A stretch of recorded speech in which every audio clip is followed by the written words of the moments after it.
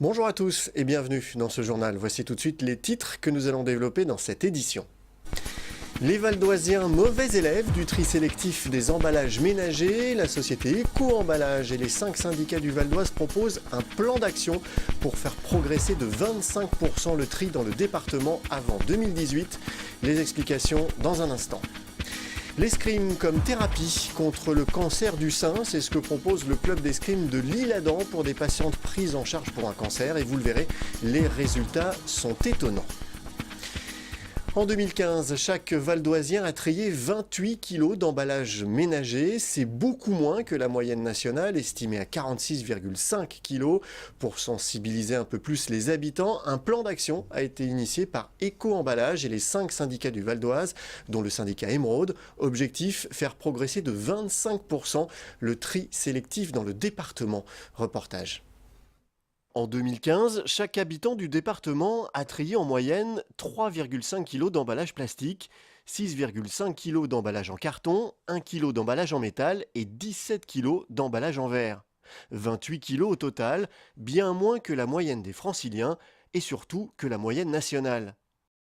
Des mauvais résultats qui peuvent s'expliquer pour l'Île-de-France, mais beaucoup moins pour le Val d'Oise, le plus mauvais élève des départements de Grande Couronne. En Île-de-France, la densité de population, l'exiguïté des logements sont clairement identifiés comme des freins au tri. Il y a d'autres freins. L'Île-de-France est venue un petit peu après les autres régions sur le tri. On trie depuis 15 ans quand des régions trient depuis une vingtaine d'années. Donc il y a encore une maturation sur ce territoire à opérer. D'ici 2018, Éco-Emballage et les 5 syndicats de collecte des déchets du Val d'Oise veulent améliorer le tri des emballages ménagers de 25% sur le département. L'entreprise investit près de 2 millions d'euros pour parvenir à cet objectif, notamment en installant 113 bornes à verre supplémentaires. Mais c'est surtout aux habitants de faire un petit effort. Raisonnablement, il faudrait que chaque habitant du Val d'Oise soit capable de trier 5 kilos supplémentaires d'emballage par an. Et en atteignant ce résultat-là, on sera en mesure d'atteindre notre objectif.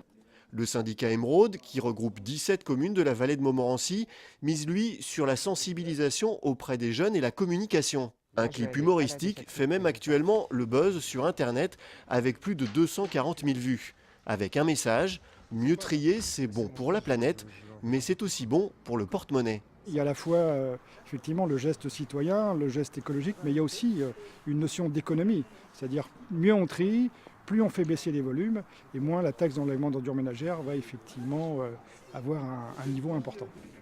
Bouteilles plastiques également. Des actions qui commencent à porter leurs fruits pour le syndicat Émeraude, qui a collecté 300 tonnes supplémentaires d'emballage au cours du premier semestre 2016, soit une augmentation de 4%. En bref, les salariés de la société de ramassage des ordures ménagères Sépur sont en grève à Bessancourt depuis lundi 9 janvier. Les grévistes dénoncent une baisse des salaires et le non-paiement d'heures supplémentaires. La société Sépur collecte les déchets des 9 communes du syndicat Triaction autour de Taverny, Saint-Leu-Herblay et Auvers-sur-Oise. Selon nos confrères du Parisien, la direction promet un retour à la normale pour ce vendredi. Vigilance orange au vent violent dans le Val d'Oise, alors qu'une forte tempête hivernale balayera le nord du pays à partir de ce jeudi soir. Météo France a placé les départements d'Île-de-France en vigilance orange au vent violent. Des pointes à plus de 100 km/h sont attendues pendant la durée de l'épisode qui commencera ce jeudi en début de soirée et s'étendra jusque dans la nuit.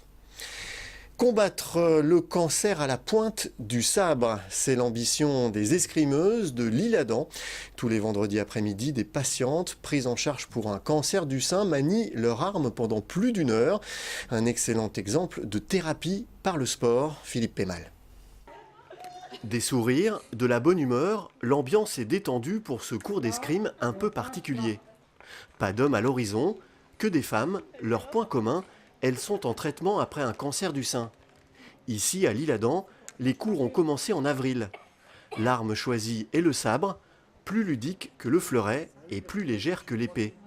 Le sabre en particulier permet une très grande mobilité de l'épaule, ce qui est particulièrement important chez ces patientes atteintes par un cancer du sein, puisque la chirurgie peut entraîner des difficultés de mobilité de l'épaule, notamment lorsqu'on a été retiré les ganglions pour un cancer du sein.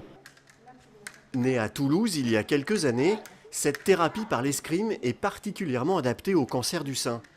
En maniant leur sabre du côté opéré, ces patientes mobilisent inconsciemment leur épaule et travaillent leur posture. Des notions d'équilibre et de mouvement indispensables pour réaliser à nouveau certains gestes du quotidien. J'avais des problèmes au niveau de mon bras. J'avais 2 séances de kiné tous les jours. Il fallait que je fasse du drainage lymphatique.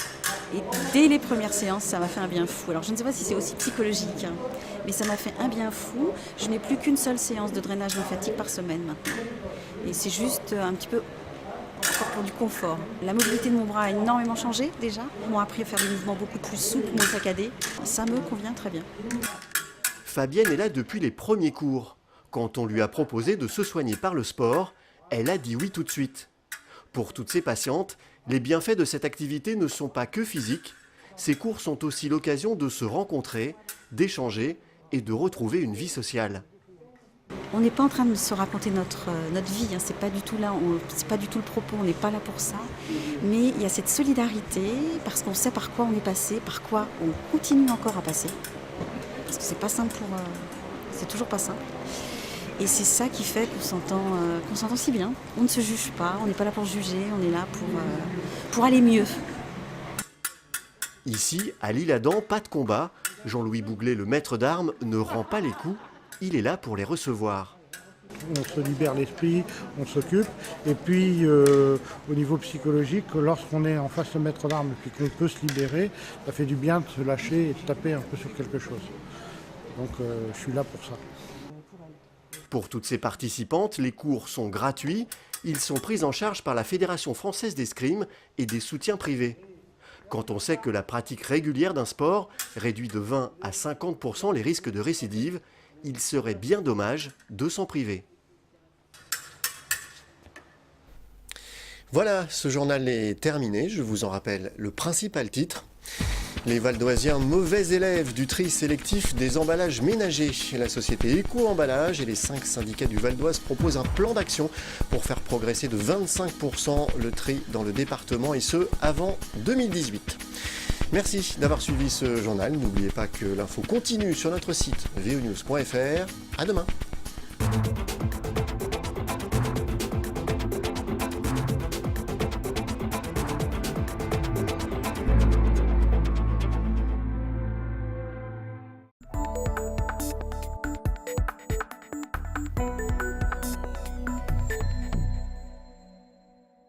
Pas de petits mouvements, une grande attaque.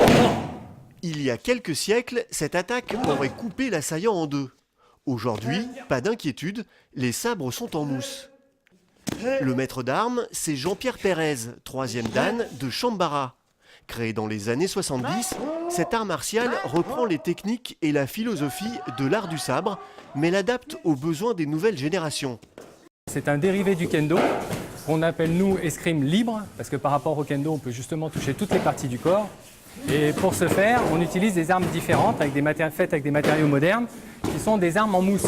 Elles sont rigides sur les 2 tiers et totalement molles sur l'extrémité, ce qui permet effectivement de porter les coupes plus exactement, sans blesser son adversaire. L'intérêt de ces armes-là, c'est que ça nous donne un panel pédagogique extrêmement large.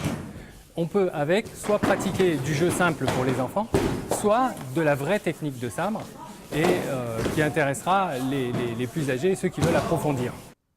L'école de sabre de Jean-Pierre Pérez se situe à Vigny. Il y enseigne le Chambara, mais aussi le Iaido et le Kenjutsu, 2 arts du sabre traditionnels inspirés du Bushido, la voie des guerriers japonais, les fameux samouraïs. Le Iaido se pratique seul avec des sabres en métal. Pour le Kenjutsu, l'entraînement au combat se fait avec des sabres, des bâtons ou des lances en bois. Un travail austère et répétitif qui demande une réelle motivation. Il faut répéter le mouvement jusqu'à la perfection, jusqu'à l'harmonie complète avec l'autre. Et c'est un double travail. C'est un travail qui est physique, fatigant, et c'est un travail qui est intellectuel et presque philosophique, parce qu'on touche au fondement de la personne, au comportement de la personne et vraiment à la compréhension de l'autre, à l'interaction avec l'autre, la capacité à dominer ses émotions, son agressivité et être capable de faire un mouvement efficace qui soit dénué de tout parasite émotionnel. Peu importe que le sabre soit en métal, en bois ou en mousse, pour les pratiquants, l'art du sabre est avant tout une recherche personnelle, un travail sur soi. Au niveau du sabre, on apprend à gérer son agressivité, à gérer sa peur aussi, et c'est ça qui est important. Et donc ça fait aussi partie des valeurs qu'on retient dans les arts martiaux, c'est apprendre à être meilleur, c'est apprendre à se surpasser. Et ça, c'est important. Jean-Pierre Pérez a pensé à tout. Il a même créé une académie Jedi, où l'on peut combattre avec des sabres laser comme un vrai Jedi. Dark Vador peut trembler, la relève est assurée.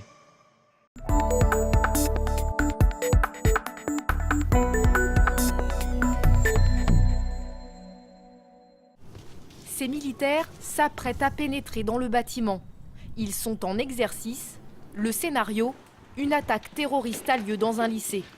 Ils sont les premiers sur place. Leur mission, contenir l'assaillant. Les forces de l'ordre fixent l'individu, lui empêchent toute sortie et gèlent les lieux en attendant l'arrivée des unités spécialisées. Après, c'est le domaine du GIGN qui, eux, vont venir neutraliser ou détruire l'ennemi. Ces hommes appartiennent au peloton de surveillance et d'intervention de la gendarmerie, appelé le PSIG, l'équivalent des brigades anticriminalité dans la police. Depuis peu, leur unité a été renforcée et rebaptisée PSIG Sabre. C'est la première du genre dans le Val d'Oise. Formés, mieux entraînés et dotés d'armes supplémentaires, ces militaires ont désormais pour mission d'intervenir en cas d'attaque terroriste dans le département. Les études et l'analyse qu'on a pu faire des attentats terroristes, c'est très clair. Toute minute que nous mettrons, tout délai que nous mettrons pour nous venir au contact du terroriste, ce sera des morts. Les terroristes arrêteront de tuer des passants, des civils, des otages, dès le moment où ils seront en confrontation avec nous. Donc nous, le temps, on va lutter contre le temps. Pour nous, l'essentiel, c'est d'arriver le plus rapidement possible. Pour intervenir le plus vite possible, le PSIG Sabre est constamment sur le terrain. Entre 20 et 30 militaires patrouillent en permanence. Dans nos véhicules de patrouille, de façon permanente, nous emportons des équipements qui sont des équipements lourds de protection et d'intervention, qui nous permettront donc de faire cette bascule, parce que nous sommes dans notre cadre quotidien de missionnel. Et si un événement d'une telle ampleur se déclenche, qu'il soit en zone police ou en zone gendarmerie, nous serons en mesure de nous transporter immédiatement sans avoir à faire de retour vers notre unité, directement donc de se projeter avec ce matériel. Ces groupes d'intervention rapide, voulus par le ministre de l'Intérieur Bernard Cazeneuve, sont mis en place dans toutes les zones sensibles de l'Hexagone, dont la Grande Couronne. 2 autres unités PSIG Sabre doivent être prochainement créées dans le département. Pour compléter ce dispositif de lutte contre le terrorisme, une unité d'alerte du GIGN est désormais implantée dans le Val d'Oise.